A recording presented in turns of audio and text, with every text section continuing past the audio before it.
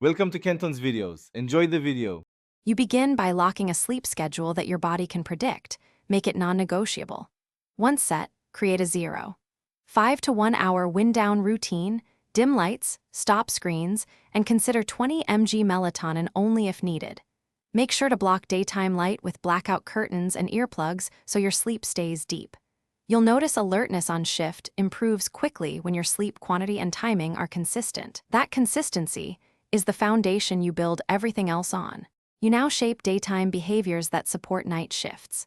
First, use bright blue-white light during the first half of your shift to signal wakefulness. Light timing alters your circadian drive.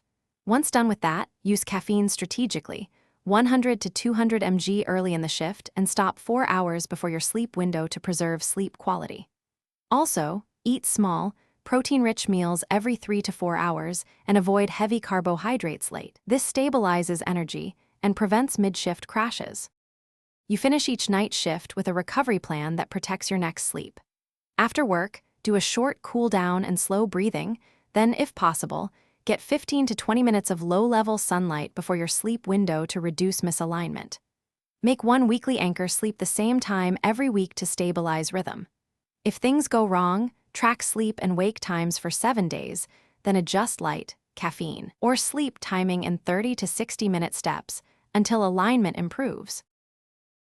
Thanks for watching. Consider subscribing if we helped you.